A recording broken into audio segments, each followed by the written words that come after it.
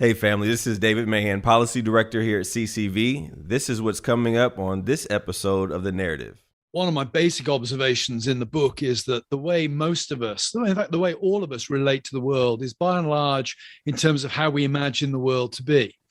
A simple example, when I finish the podcast, I'm going to leave the room through the doorway. I don't understand the physics of gases, solids, liquids, etc. But the way I intuitively think about the world is when I leave a room, I got to leave through the doorway. I can't explain that to you, but hey, it works.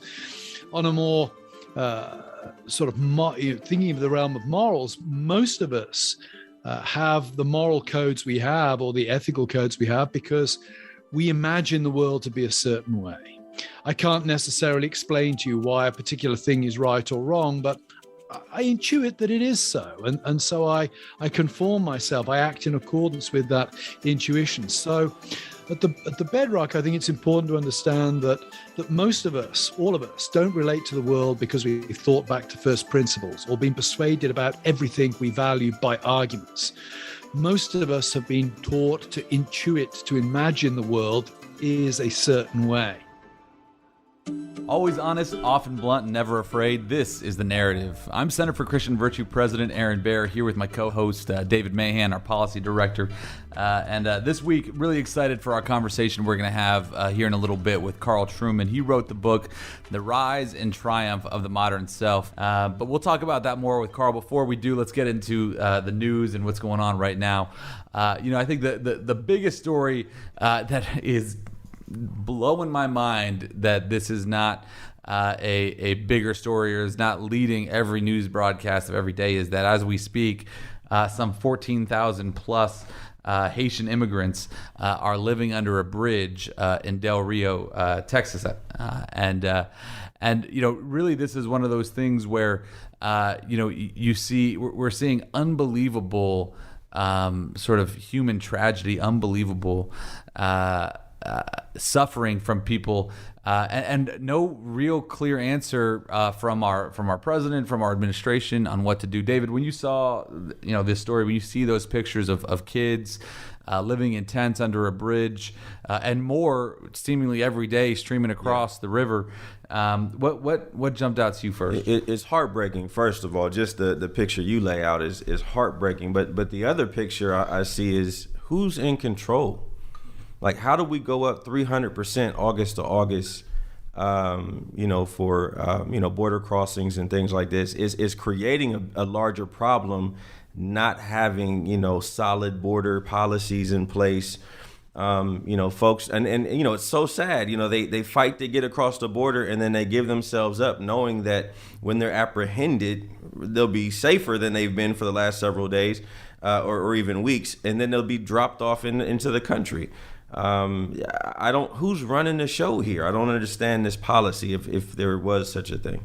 Yeah, to me, David, that's the biggest part about all of this. And this is one of those things I feel like, especially in evangelicalism right now, but I see this a lot in Catholicism as well, with folks that when we're talking about immigration, and they'll try to say that a conservative approach to immigration policy is wrong.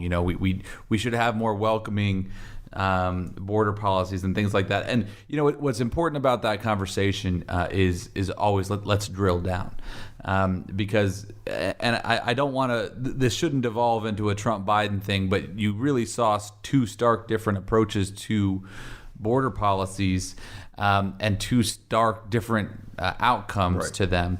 And what's important, what I always will argue, is that the conservative, more restrictive border policy, building a wall, maintaining strict controls over who's coming in and who's coming out, that actually is the more loving approach. Exactly. It's the because and I saw this when I was in the Attorney General's office. I served as the policy advisor to Attorney General Mark Brnovich in Arizona back in 2015, and we saw this there under the Obama administration, which was when you create an open border policy like Biden has or like Obama had.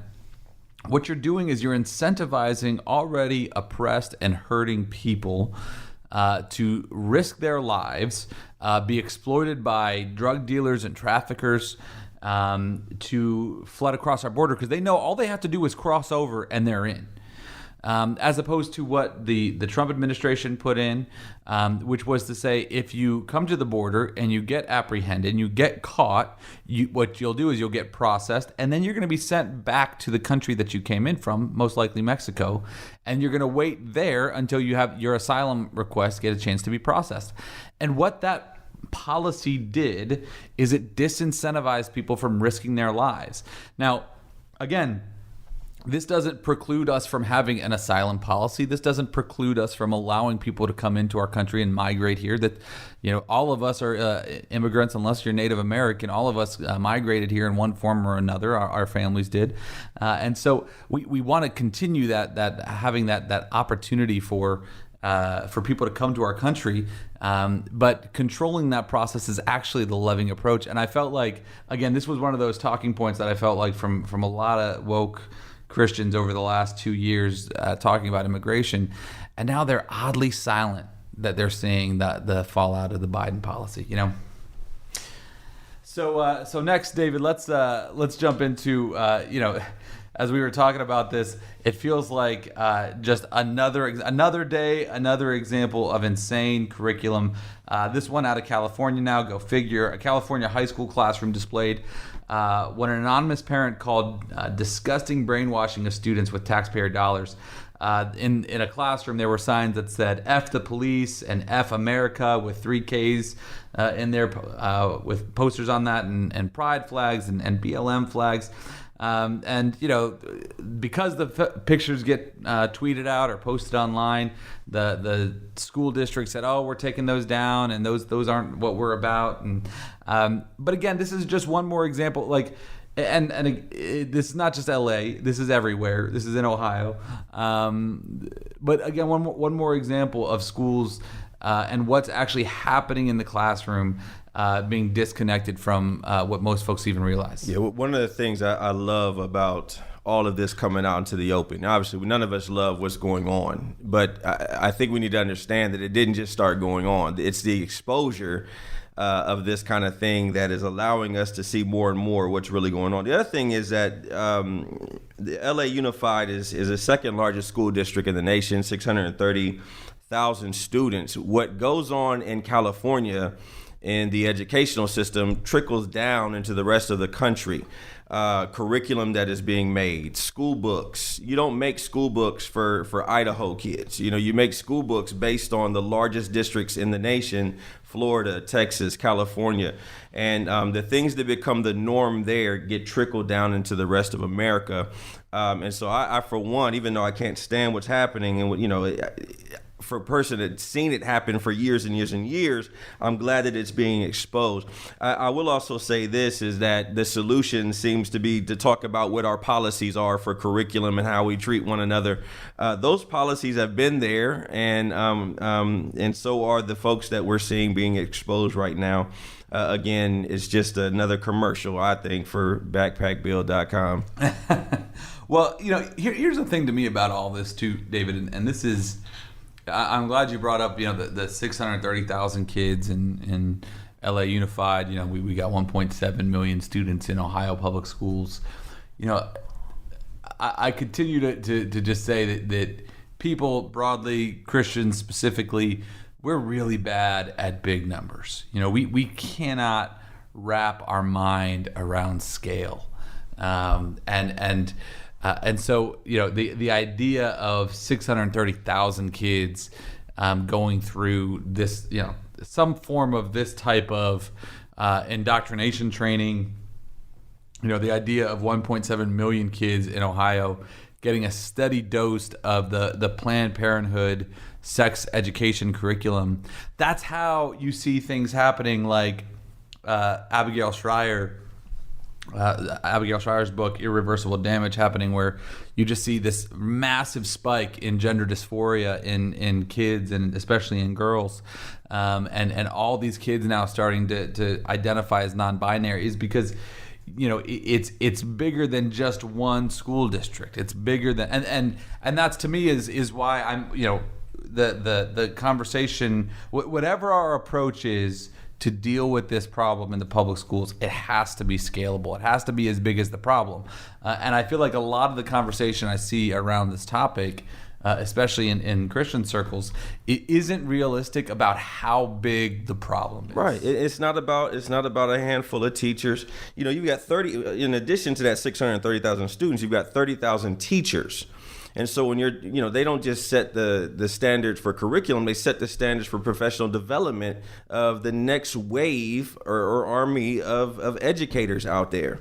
And, and so, you mentioned Planned Parenthood. It's not just that Planned Parenthood is going to have a curriculum in the school. It's that Planned Parenthood is doing the professional development for all of the new teachers coming in for, sexual health, mental health, training, LGBT, inclusion and diversity training. And so that's the side of this that we need to understand too. Yes, 630,000 students, but 30,000 teachers indoctrinating our students. And no, David, what I love about that in particular too is, so because this is one of the first pushbacks we get from folks when we're talking about what's happening in the public schools. Oh, well, there's some really great teachers and they're good Christians that are doing amazing things. Yes. So let's say in LA, let's say they've got 2,000 strong Bible-believing Christians in that school. That's what, less than 10% of the actual teachers in that school. So the amount of sheer volume of garbage being poured into kids. We talk about this on the when we're talking about, don't think that an hour and a half of Sunday school on Sunday is going to make up for 30 hours of garbage being poured into your kids Monday through Friday. Which one do you think is going to overcome? Yeah, they need backpack bills. The teachers need backpack bills so that they don't have to, be, in those environments. You've got somebody on a teacher's salary having to send their kids to private school because they don't want their kids in the building where they teach in the neighborhood. So yeah, we need to advocate for them as well. Amen. So the third story that I want to talk about, the big news was last week, President Joe Biden came out with his vaccine mandate that said all employers with 100 employees or more we're going to have to mandate that their employees get the vaccine or get tested weekly. So that was the big news. Here's the thing about this.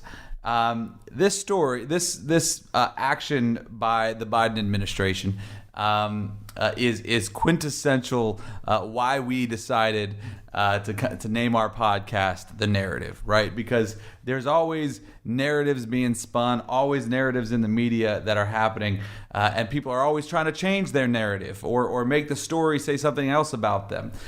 There is no better example and no more blatant example that I've seen over the 15 years I've been doing public policy of somebody trying to change their narrative in a more blatant way than President Joe Biden with this vaccine mandate. Because the reality is, any legal scholar will tell you what he has done here is so clearly unconstitutional. It's going to get sued. It's going to get struck down. I would be shocked if this mandate ever actually takes effect. What this was so blatantly the Biden administration's attempt to change the narrative away from Afghanistan, That's right. away from the disastrous leadership that he's shown there, away from the fact that there are still people stranded there, Americans stranded there, Afghans who helped our military and served to protect our country, stranded there that he promised he would get out. They're still there, and Taliban are now still going door to door and doing executions. So because Joe Biden and Jen Psaki and all these folks wanted to stop talking about that, they didn't want to talk about the 14,000 people living under the bridge in Del Rio.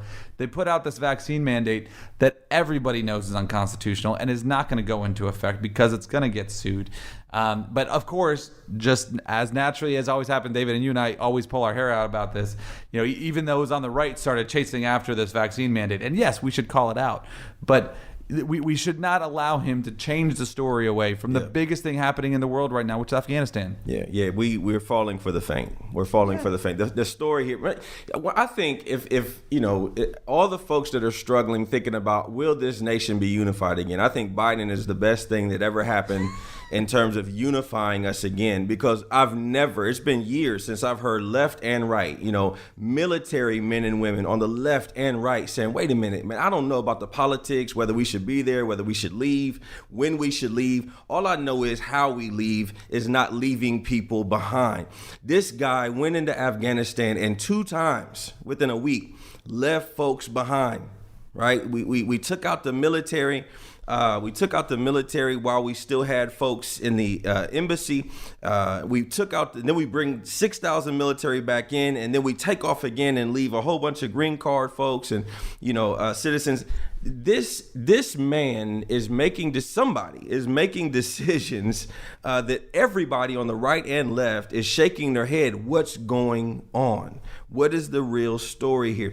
And then just, we talked about this a couple weeks ago. I see a picture for the body of Christ, and I know this might offend some, but in my mind, we went from 20 years of having dominion in a region, then to within a week, less than a week, we watched the Taliban, terrorist organization, come in and city by city sweep, and take control of an entire area that we once had dominion in just a week before.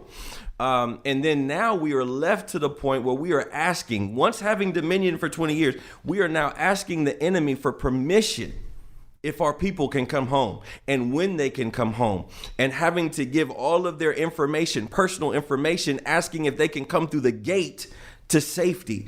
This is where I see the body of Christ in America right now. We have left our place of dominion and authority and are now asking the enemy, sometimes in the form of public education, sometimes in the form of mandates, what can we do? How can we educate our children? How can we keep our homes and our families safe based on what they say we can do, as opposed to walking and operating in a place of dominion?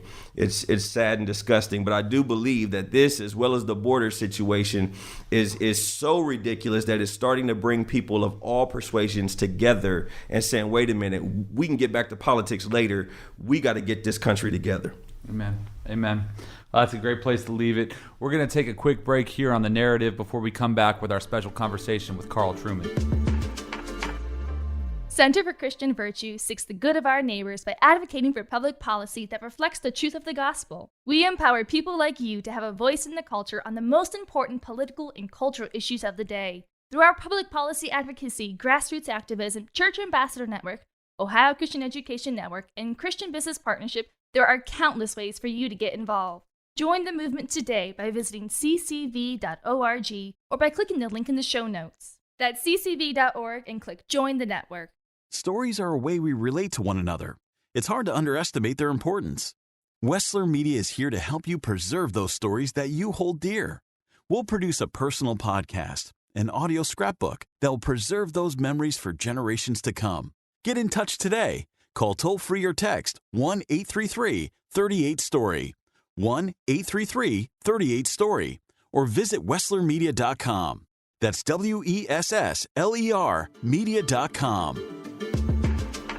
And welcome back to The Narrative. This is your host, Aaron Baer, president of Center for Christian Virtue, along with our co-host, David Mahan, our policy director here. And I am thrilled to welcome our guest on for episode 3 of volume 2 of The Narrative, diving deeper into Marxism. And really the reason why we made volume 2 on Marxism is this man's book, Carl Trueman, who wrote the book, The Rise and Triumph of the Modern Self. But beyond writing The Rise and Triumph of the Modern Self, Carl Trueman is a professor of biblical and religious studies at Grove City College and is a fellow at the Ethics and Public Policy Center.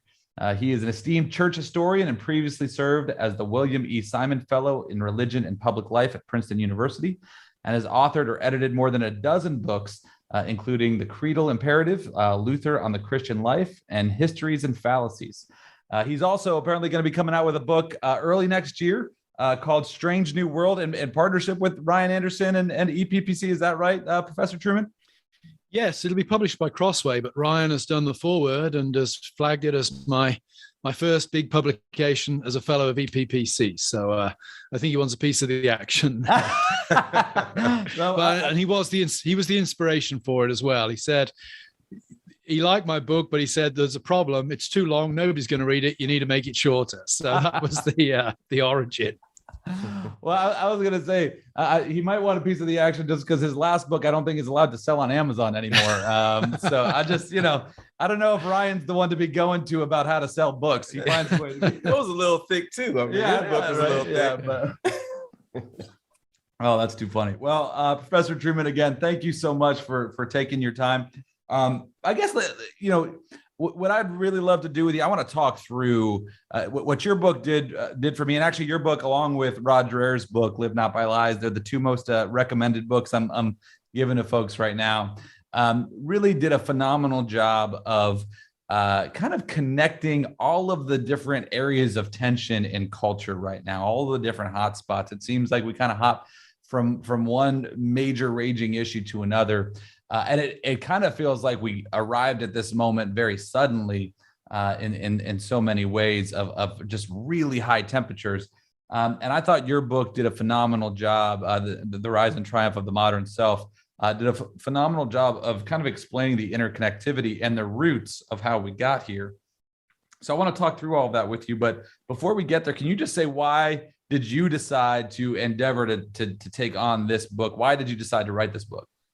Well, the book emerged over a period of time, really. The initial plan was to do an introduction to the work of Philip Rieff, the psychological sociologist. And that was inspired by requests from Rod Dreher, the American conservative, and from Justin Taylor at Crossway that I look into doing that. And while I was working on Rieff, it became clear to me that a more interesting book than simply simplifying Rieff would be to actually use his ideas and apply them to trying to decode our current cultural situation. I found Rieff to be peculiarly helpful in that regard. And so the book morphed from being what was going to be an introduction to another thinker, really, to a piece of wholesale cultural critique, in part using that thinker in order to engage in the criticism. So, I want to real briefly with you kind of go back and talk about the Marxist and even before the Marxist roots of where we are today. Your book even starts back with Rousseau and some of the beginning ideas that led us to this moment, especially along these lines of identity politics. The idea of especially whether it's sexual identity or racial identity or class identity. Can you talk a little bit about what are the roots of that idea of identity politics? Where did that start? Yeah, I mean, it's difficult to give a simple answer to that because the roots are pluriform. There are numerous factors, many factors playing into this. I think one of the keys for me was realizing that if you were to go back 600 years into the Middle Ages, most people's identity is given to them and determined by external structures, the family, the church, the village that you grew up in, the trade that your father pursued before you did that you grow up to pursue. When you think about life in the Middle Ages, most people would have been baptized, married, and buried in the same churchyard. There was a fixity.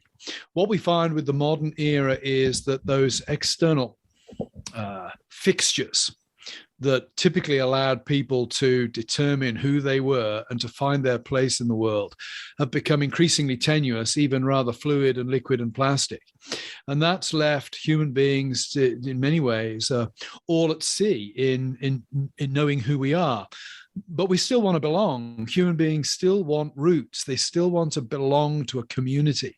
And so what's happened over the last 40, 50, 60 years is as the old communities have died away, we've seen this resurgence or this surge of seeking identities in other things. As nation, family, religious organizations have lost authority, people have sought their identity elsewhere. That's one part of the narrative. The other part is, what has shaped the way they seek their identities? And one significant factor in that has been, at the same time as we were seeing the crumbling of these external institutions from the early modern age onwards, we saw an increasing emphasis upon the self, upon personal value, identity, purpose, etc., grounded in the psychological, in feelings, in our inner life. And so you have this confluence in some ways of a world where we think we are who we are inside at the same time as the world outside is descending into chaos. And that's a recipe for I would say, identity anarchy. And it's a recipe for new identities emerging to fill the vacuum that has been left by the disappearance of the old ones. So one of the most interesting parts of your book that, especially as my wife and I were reading through this and talking to each other about this, was how much you connected the arts and artistic expression and things like that over the last several centuries to this movement, to this. Again, I don't even know if movement is the right way, because that kind of implies that there was a controlling force behind it. Where I think your book, as you said, like there's so many different factors that play into this. It's hard to kind of nail one thing down, and then you start seeing later on some constant threads, but a lot of it is kind of all over the place. But can you talk about how the arts in particular has formed our modern conscience around identity politics and things like that? Sure. Well, one of my basic observations in the book is that the way most of us, in fact, the way all of us relate to the world is by and large in terms of how we imagine the world to be. A simple example, when I finish the podcast, I'm going to leave the room through the doorway. I don't understand the physics of gases, solids, liquids, etc. But the way I intuitively think about the world is when I leave a room, I got to leave through the doorway. I can't explain that to you, but hey, it works. On a more thinking of the realm of morals, most of us have the moral codes we have, or the ethical codes we have, because we imagine the world to be a certain way. I can't necessarily explain to you why a particular thing is right or wrong, but I intuit that it is so. And so I conform myself. I act in accordance with that intuition. So at the bedrock, I think it's important to understand that most of us, all of us, don't relate to the world because we've thought back to first principles or been persuaded about everything we value by arguments. Most of us have been taught to intuit, to imagine the world is a certain way. Well, the next question then comes, what are the organs or the instruments or the institutions that most shape the imagination? Well, certainly today, it's the world of entertainment or the world of social media, that they are the authoritative institutions in the world in which we find ourselves. An example might be, I've been asked numerous points over the years, can you provide me with some arguments against gay marriage? And my response to those asking me that question is typically, sure, I can provide you with a number of arguments against it. None of them will carry much weight because most people haven't been persuaded that gay marriage is correct by arguments. They've been persuaded by watching Will and Grace, having friends and neighbors who are gay and who are lovely, loving people. It's been narratives, particularly narratives projected through the television, through social media, that has come to shape the intuitions, the moral intuitions of how we think about the issue of gay marriage.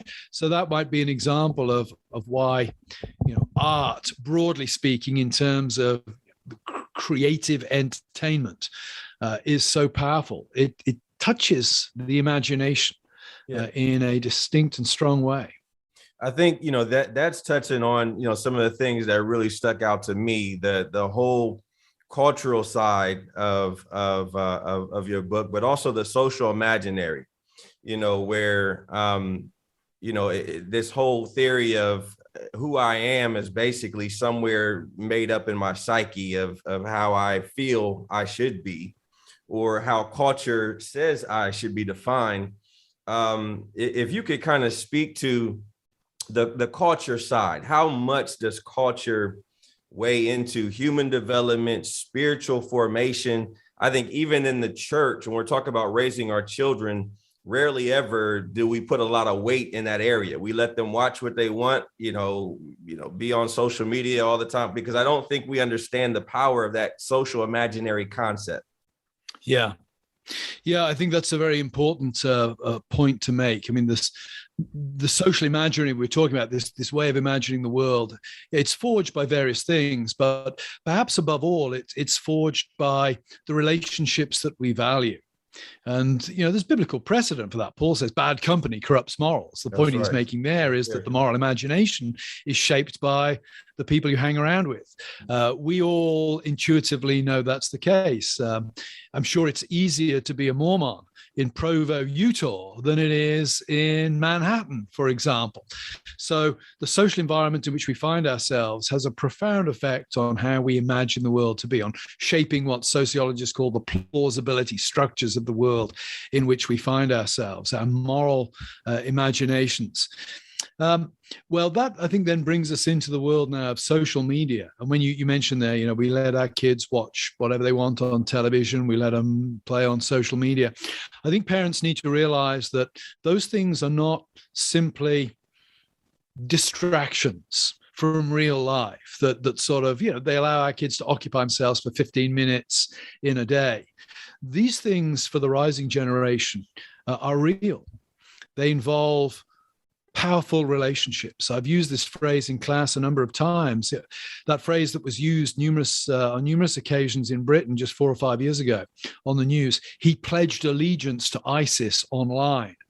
That's a fascinating statement because this was being used about young men, young women who grew up in good homes, who had all of the advantages of good middle-class British homes.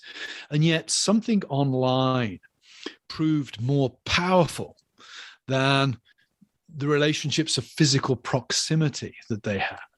So I would say social media, it's not a distraction, it's not an entertainment, it's actually shaping the way young people think about the world. It shapes the way they think about authority, how they think about parents. The trans issue has been turbocharged through social media. So it's shaping the way young people think about their bodies, how they think about sex, how they think about gender. I think social media is a very, very significant component in the shaping of society as we're seeing it unfolding before us.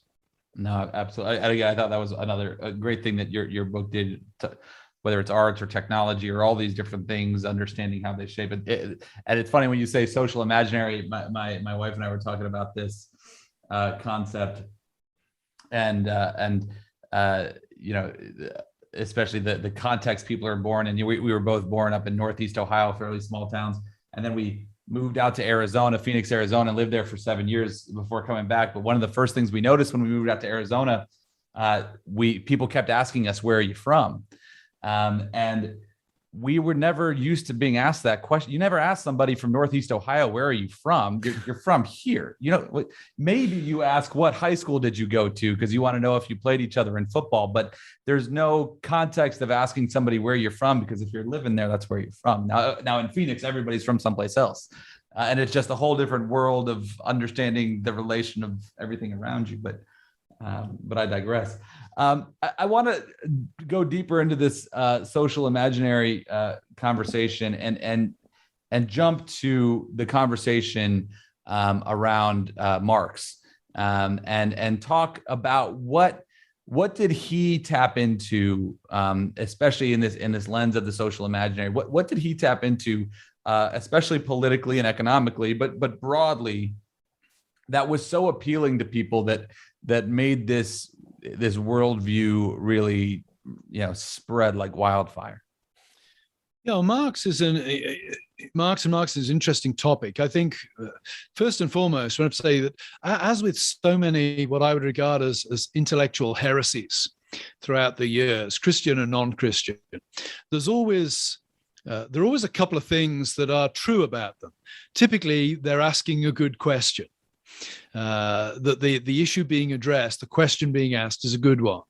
And typically they also contain an element of truth, enough truth to make them plausible, if you could put it that way. And I think Marx's big question is what is leading to the alienation of human beings as he's looking at the world around him, particularly the industrial world of 19th century Britain.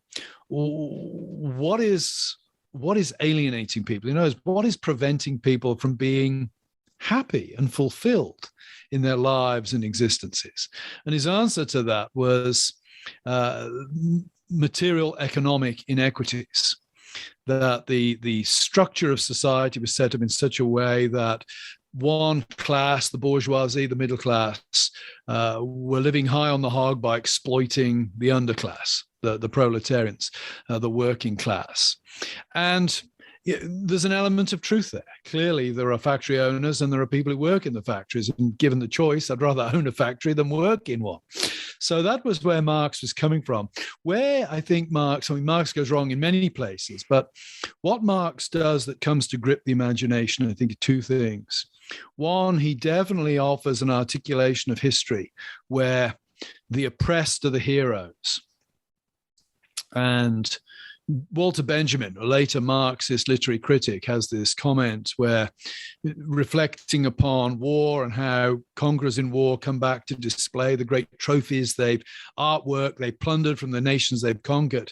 And he makes a comment that to the effect that every work of art is also a document of oppression, that no artist can function without resting on an economic system that ultimately requires people to do drudge jobs. And rest upon the poor. And Benjamin is capturing something there of Marxism that sees the poor and the oppressed as the heroes of the story, ultimately. That there is a virtue in being oppressed, if you like.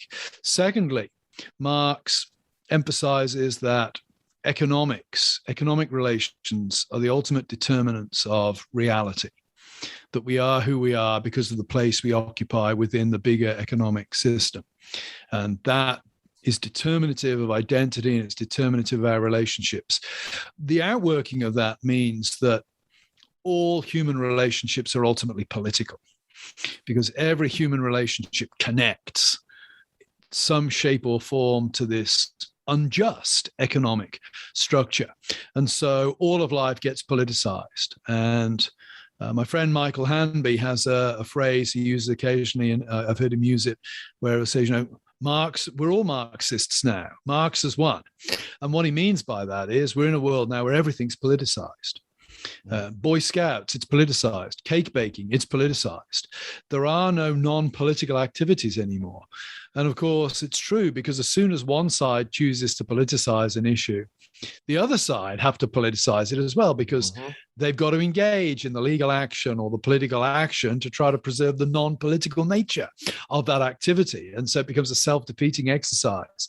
So I think Marx is, if I can use the word genius, lie in the way he politicizes everything and the way he provides a strong philosophical framework for understanding the oppressed and the weak as the true heroes of the story. Yeah. I want to jump forward a little bit in the, my mind right now, I'm moving through the book. But what you wrote about, I want to talk about two individuals in particular, Freud and Darwin. And what I loved about what you did, that you explained in the book, I should say, that really jumped out, and I think speaks to even how we, because we're always talking about in the public policy space and in the cultural engagement space, how do we explain things and how do we talk about things, especially complex things. I remember, the best example of this was years ago when I was in Arizona and we were working on a Religious Freedom Restoration Act. And we found ourselves politically in such a black hole because it was so difficult to explain what RFRA was. And the left was just able to say, you're trying to deny gay people hospital services. And it was like, what are you talking about? This is crazy. But you talked about Freud and Darwin, two big characters that a lot of people know. And what you really highlighted was that most of their ideas today have been debunked. Even the left doesn't agree with a lot of their theories, but they've grabbed on to a couple of their ideas. Can you talk about that phenomenon of these sort of seminal figures historically, who maybe their ideas, all of their theories or most of their theories have been debunked, but they've just, their impact has lasted. Can you kind of explain that and why those impacts have lasted? Yeah, I think Darwin is, I'll do with Darwin first. I'm not competent to comment on the science of Darwinism one way or the other, but what Darwin, the philosophical implications of what Darwin does is that human beings are not exceptional. We're just a particularly interesting primate. And the implication of that is that human nature has no particular moral accountability, that there is no moral structure to human nature, that human beings are required to conform themselves to in order to be truly human. There's only the law of the jungle, ultimately. And human beings themselves may well be transcended by the next species that comes along. So what Darwin does is he relativizes human nature. And that, of course, has implications across the board for everything from animal rights onwards. Yeah, to abortion and all those. To abortion, yeah. Everything, all of the bad things in modern society, if you like, stand in some connection to that philosophical idea. And I think that continues to grip the imagination. And of course, one of the things that Darwin has going for him is he tells a good story. I've commented to you, I have no competence in commenting on the science of Darwin at all, but it sort of makes intuitive sense. Human beings look like monkeys, they look like apes, the world seems very old. It makes sense to think that there's a connection and that the one grew out of the other. That's not implausible on the surface in any way, shape, or form. And I think most people who believe in Darwin and evolution believe in it because it sort of makes intuitive sense. It's not because they can parse the complex genetic science that's necessary for evolution to take place. It's because it's a story that intuitively makes sense. Freud's big move is to see sexual desire as that which is fundamentally determinative of human identity. That changes sex from an activity in which we engage to who we are. I say that when I'm teaching this in Grove, I'll say to the students, there's a lot of homosexual activity in ancient Greece. It was a standard part of Greek society that men would engage in homosexual activity at periods in their lives. But none of them identified as gay. It was not an identity, it was a behavior they engaged in. Whereas we now live in a world where if somebody, child could go to a parent and say, Dad, I think I'm gay.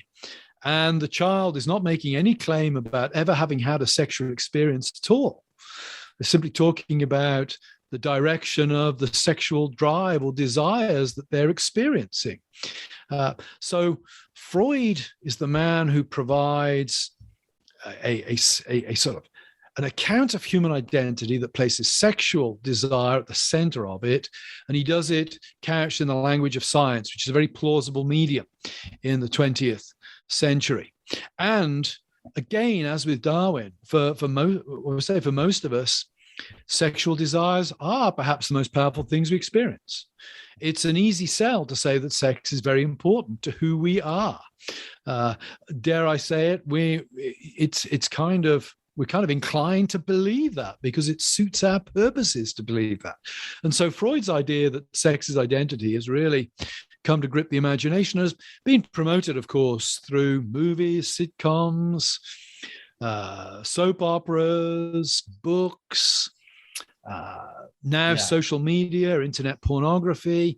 If ever there's a myth that has got a tidal wave of cultural authority behind it, it's sex as identity. Sex is the only way of being fulfilled, et cetera, et cetera.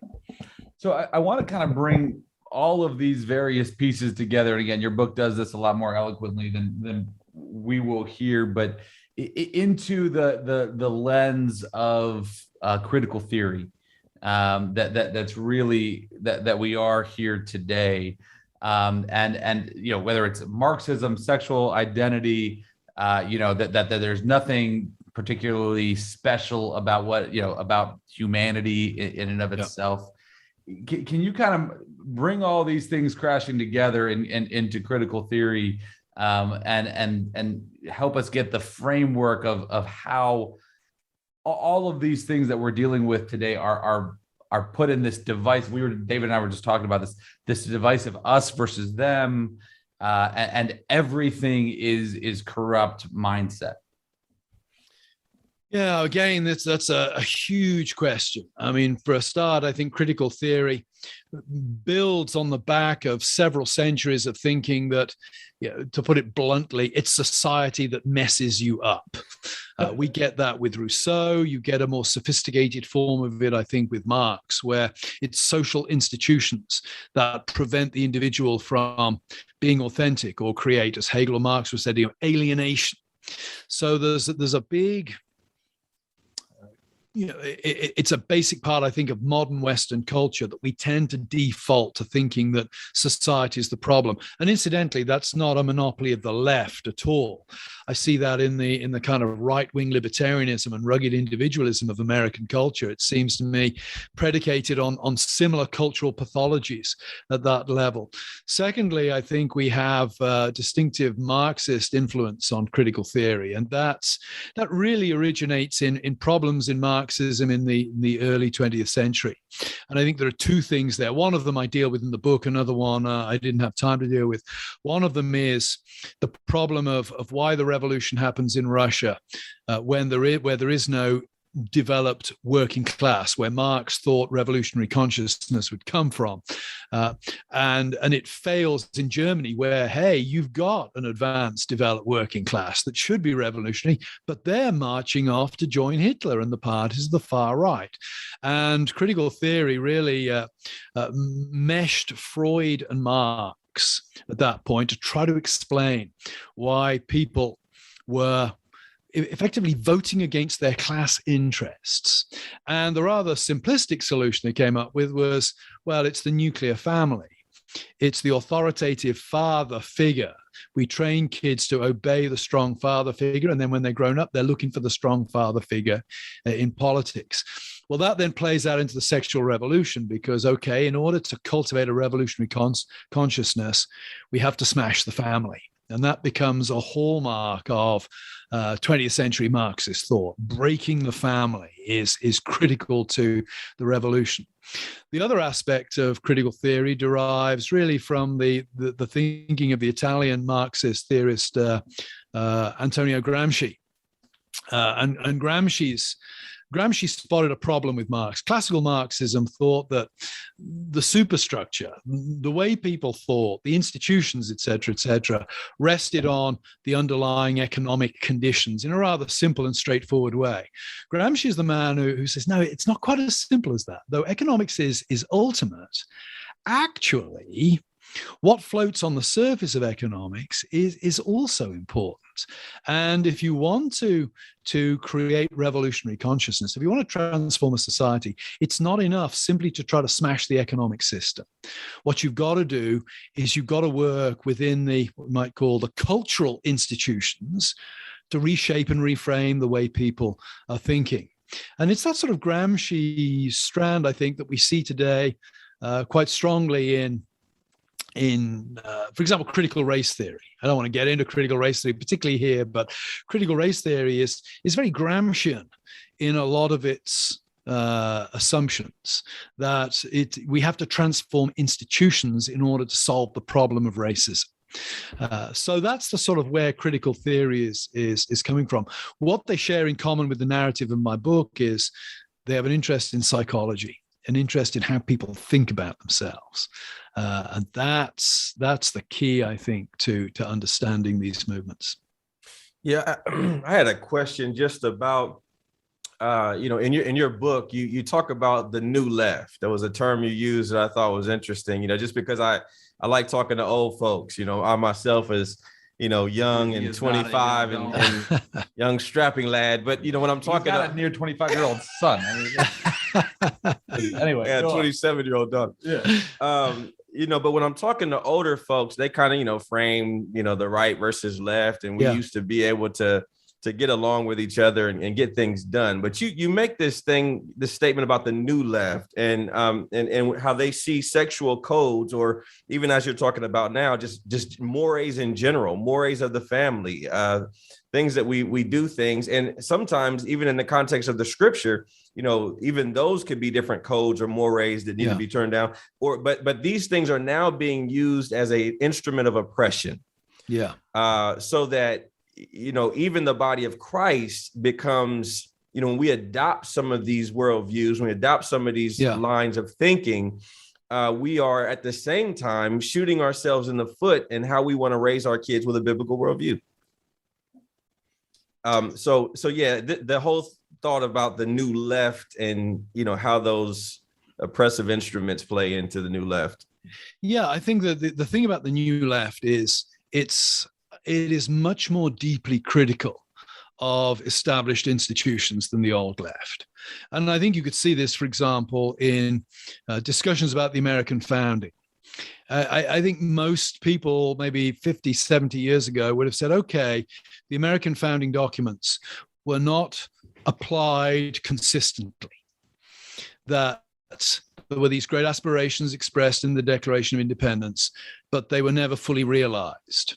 And the problem was with the men who applied those documents. The problem was they were never properly applied. I think a new left critical approach would say, no, actually, those documents from the word go were designed as a contract to make people think they were free when they weren't actually free. And therefore, the problem isn't simply the application of the documents. The problem is the whole culture of the documents themselves. Yeah. And that, I think, is why we now have the discussion with the 1619 project. And again, not making any comments on the strengths or weaknesses of the 1619 project, its very existence is interesting because its very existence tells me the national narrative is being fundamentally challenged at a radical level. And that's really a hallmark. I'm not saying all 1619 project people are sort of new left, but that's the kind of thing that the new left did. It didn't assume that the institutions were basically good but needed reforming. It assumed that the institutions themselves were manifestations of these deeper inequalities and designed to perpetuate those deeper inequalities. Carl, I think that's such a great example of the struggle. And again, just because it's the hottest thing everyone's still talking about right now, critical race theory is such a great example. The struggle that we feel we're running into every day in our work, especially with trying to reach across and have a conversation with somebody that is that's opposed to us, is finding common ground. There's an aspect to critical theory broadly, to critical race theory specifically, that's kind of conspiratorial, that everything has, everything is racist. And so behind anybody that's credentialed, those credentials are racist, and this institute, everything is corrupt. Again, you can kind of almost see there's an aspect of it where they're getting close to Christianity and the fall has corrupted everything, but then they go way off in their prescription on what to do about it. But how do you see, or how have you seen effectively to engage with someone on the new left? How do you recommend? I mean, you're in academia. I'm sure you run into this regularly.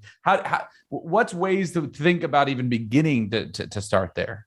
I'm very pessimistic at the current time of being able to engage in that kind of dialogue, because I think you're correct that certainly you run into, and I think of this with critical race theory in particular, it's almost a kind of form of Gnosticism, or it's a kind of very, critical race theory is going to hate me for saying this, but they hate me already, so I probably haven't lost much. It's a kind of sophisticated, philosophical QAnon kind of thing. It really is, because any evidence you provide that it isn't true merely becomes further evidence of how deep the conspiracy is. And that's been a sort of classical Marxist ploy now for many, many years.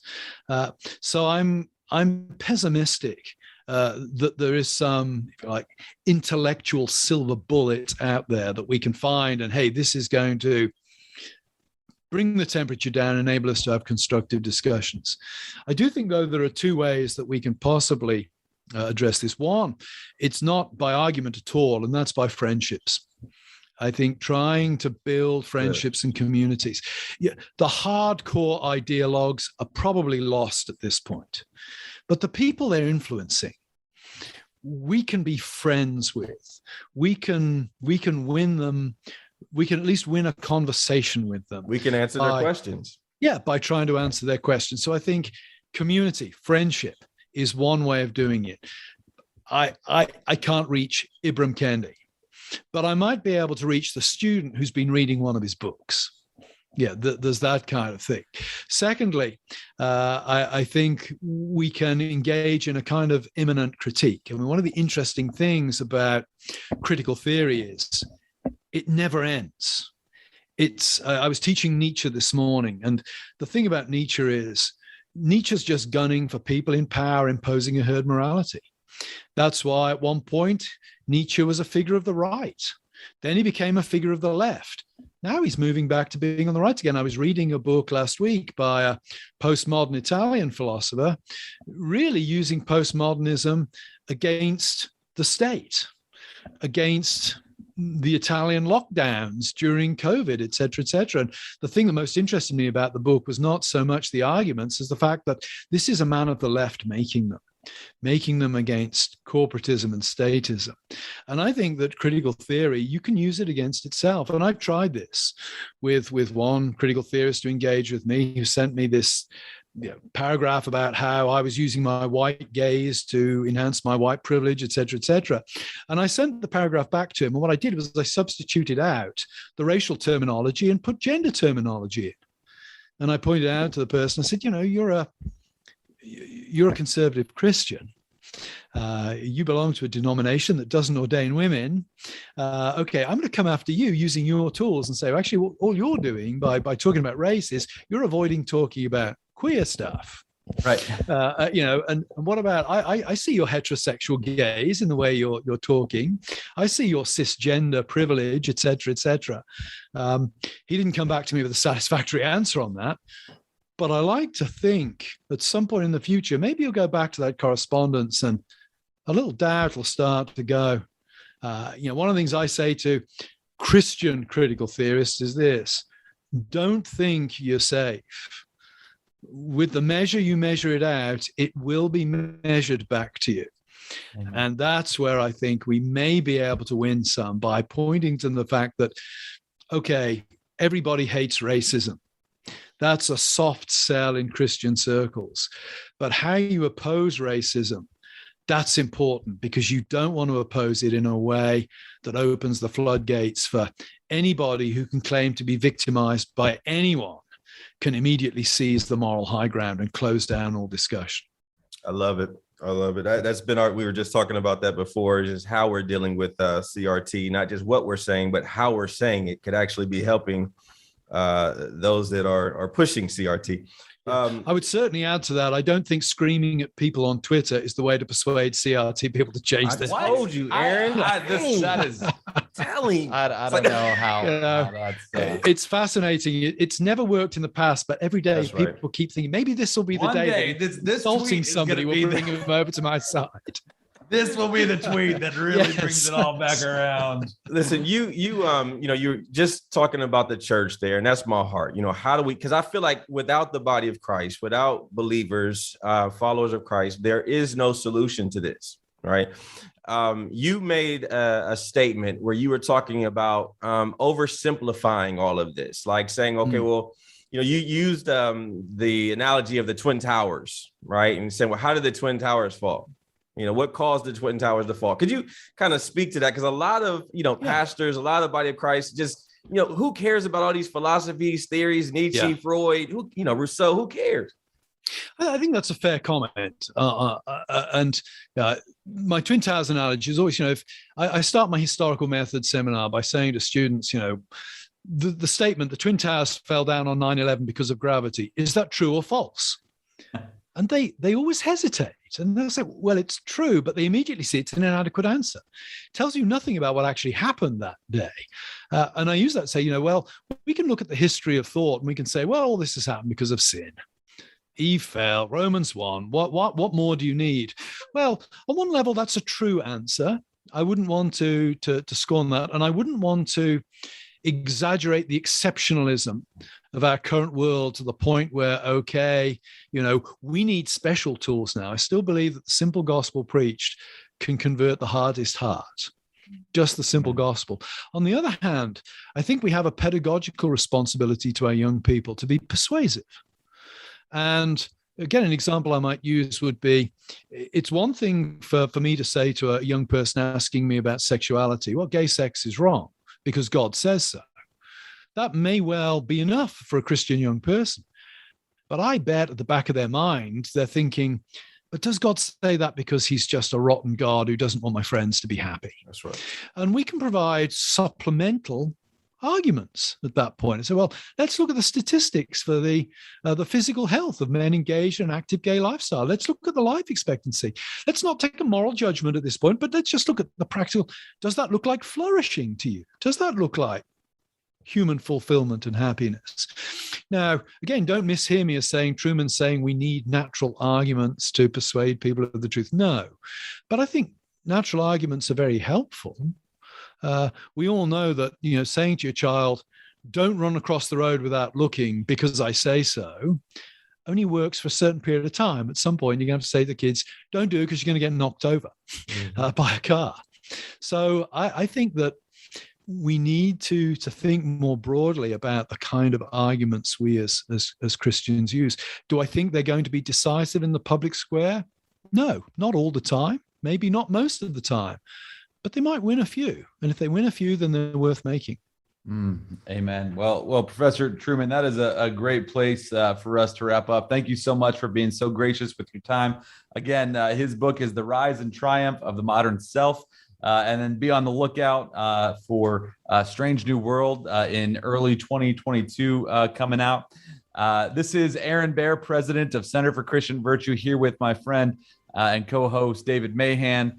Again, if you're enjoying this podcast, be sure to leave a review, give us a good rating, and be sure to be back here next time on The Narrative.